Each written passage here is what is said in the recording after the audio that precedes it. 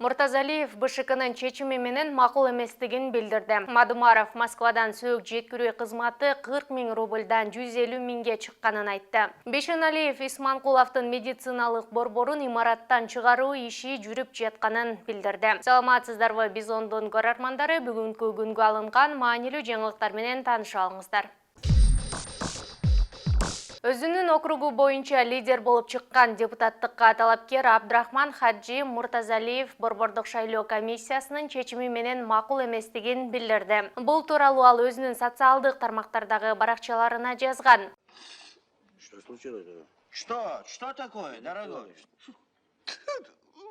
Птичку жалко. Эске салсак, 27 февралда өткөн кайра шайлоонун жыйынтыгы менен Бишкек шаарынын Свердлов округу боюнча Абдрахман Хаджи Муртазалиев шайлоочулар берген добуштун 19,52% чогултуп алдыга озуп чыккан. Кечээ 9 мартта БШКнын кандидатурасын чечкен. Ички иштер министрлигинин өкүлдөрү берген маалыматка ылайык добуштарды сатып алуу фактысы тастыкталып, кылмыш иши козголгон. Талапкер БШКнын чечимине макул эмес деген арыз менен сотко кайрылса болот.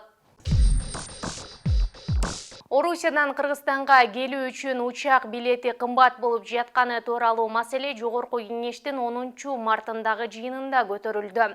Депутат Адахан Мадумаров Орусиялык Аэрофлот компаниясы каттамдарын токтотконун, азыр Кыргызстанды компаниялар гана жумасына 2-3 жолу каттап жатканын айтып, транспорт жана жолдор министрлиги билет баасы боюнча маселеге көңүл бурушу керектигин белгиледи.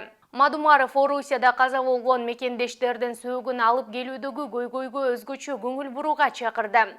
Ал өз сөзүндө Москвадан бир сөөгү алып келиш үчүн коштоп келген кишисин ритуалдык кызматын кошкондо мурда 40 000 рубльдин тегерегинде болуп жатса, азыр 150 000 рубльга чыгып кетти.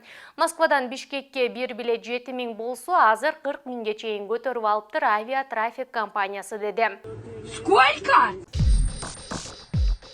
Бүгүн 10 мартта саламаттыкты сактоо министри Алымкадыр Бейшеналиев микрохирургия глаза Исманкулова клиникасына барып чуу салды. Министр клиниканын ээси Алмазбек Исманкуловго телефон чалдырып, 3 сааттын ичинде имаратты бошотуп коюусун талап кылды.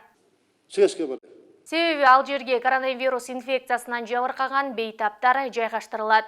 Алымкадыр Бейшеналиев Карагылачы оорукананын имаратын эмне кылып салганын деп нааразы болгон.